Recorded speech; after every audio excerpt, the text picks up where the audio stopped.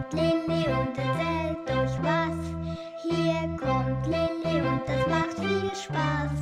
Hey, ihr Kinder, ob klein, ob groß, hier kommt Lilli und es geht jetzt gleich los. Hoi ihr Lieben, da ist Lilli, eure Märli-Fee aus dem Märli-Studio. Ich habe euch heute eine schöne Geschichte mitgebracht, vom Helmi, einem kleinen Schaf. Der Helmi ist ein kleines, flauschiges Schaf. Er lebt mit seinen 3 Schwestern und 2 Brüdern bei Mama und Papa in einer grossen Schafherde. Seine ganze Familie hat weißes, lockiges Fell, so wie auch alle anderen Schafe aus dieser Herde. Der Helmi hat auch weiße Locken. Auf dem Bauch, auf dem Rücken, an den Beinen, im Gesicht. Also fast überall, nur nicht auf dem Kopf. Auf dem Kopf hat der Helmi graue Locken. Es sieht fast so aus, als würde der Helmi eine Mütze tragen. Als er noch klein war, hat er davon nichts gewusst. Denn er hat sich ja nicht selber auf den Kopf oder hinter die Ohren schauen. Oder hast du das schon mal probiert ohne Spiegel? Dann weisst, wie schwierig das ist. Als der Helmi etwas grösser geworden ist und mit seinen Geschwistern zum Spielen kreuz und quer durch die Herde gesaust ist, hat er den einen oder anderen fragenden Blick bemerkt. «Warum schauen die mich all so komisch an?» hat der Helmi seine Brüder und Schwestern gefragt. «Das ist doch nur, weil du so ein kräftiger und starker Kerl bist», haben seine Brüder gesagt. «Nein», haben seine Schwestern gelacht. «Die schauen, weil du so flauschiges, weiches Fell hast.» «Ha, ich bin der flauschige Herkules», hat der Helmi gelacht und ist übermütig seinen Geschwistern hinten angesprungen. Die Blick der anderen hat er schon längstens wieder vergessen gehabt. Für seine Brüder und Schwestern sind die grauen Locken vom Helmi so normal, dass sie gar nicht auf die Idee gekommen sind, dass die Blick der anderen etwas damit zu tun haben. Als der Helmi älter geworden ist, hat er nicht nur noch mit seinen Geschwistern spielen. Er hat sich zusätzlich Freunde gewünscht und er konnte umeinander tolen. Er hat gewusst, dass die grossen Jungs sich jeden Tag unter den alten grossen Tannen zum Spielen treffen.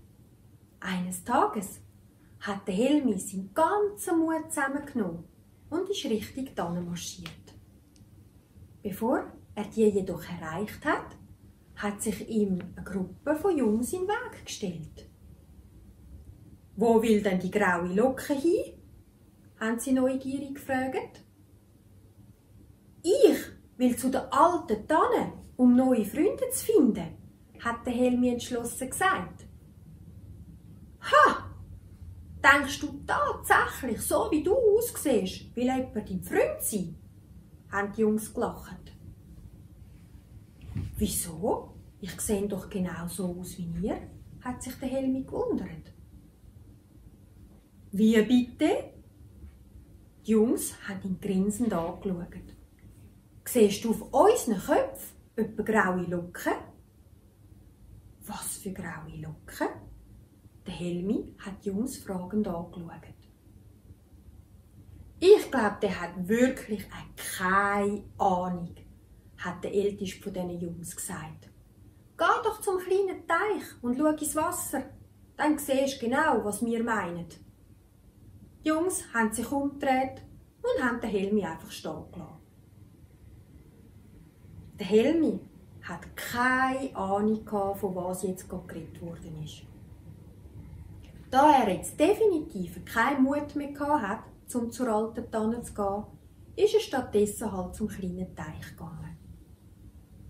Er hat nicht schlecht gestaunt, als er zum ersten Mal im Leben sein Spiegelbild gesehen hat. «Ah, das bin also ich», hat der Helmi gedacht und sich mit seinen grossen blauen Augen angeschaut. Aber Moment einmal, etwas stimmt da ganz und gar nicht. Warum bin ich auf meinem Kopf dann so grau? Der Helmi dreht und schüttelt seinen Kopf in alle Richtungen. Es hat aber gar nichts genützt. Sein Spiegelbild ist immer das gleiche geblieben.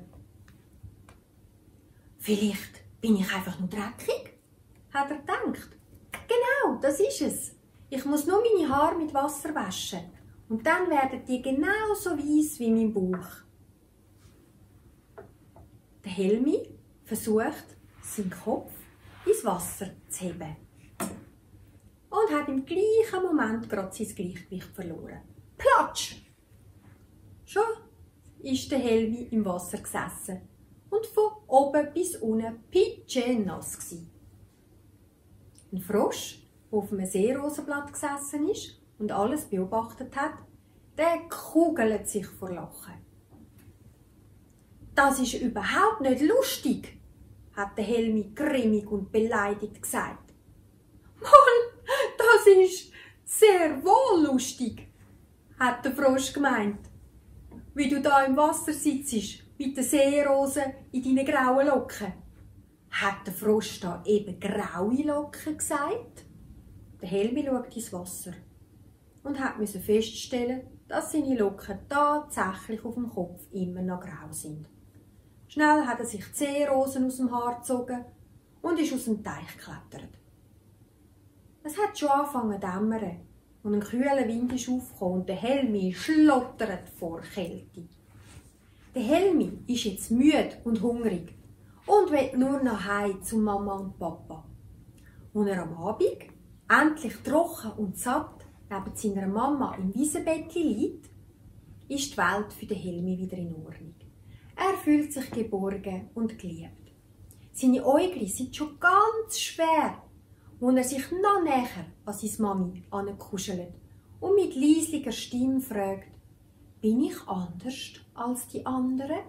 Seine Mama küsst ihm zärtlich die Äugel zu und sagt: Mein Liebling, du bist ganz etwas Besonderes. Und Mama, Papa, deine Schwestern und deine Brüder haben dich sehr lieb. Der Helmi schläft mit einem Lächeln auf den Lippen ein. Seine Mama schaut ihn im Mondschein liebevoll an und weiss, seine grauen Locken werden am Helmi noch so manches Abenteuer bescheren. Ob der Helmi echt auch Freunde findet, das erfahren ihr in einer anderen Geschichte. Hat euch die Geschichte vom Helmi, dem kleinen Schaf, gefallen? Dann freue ich mich auf einen Daumen nach oben. Es hat auch noch andere schöne Geschichten auf dem Kanal. Und es kommen auch immer wieder neue Geschichten dazu.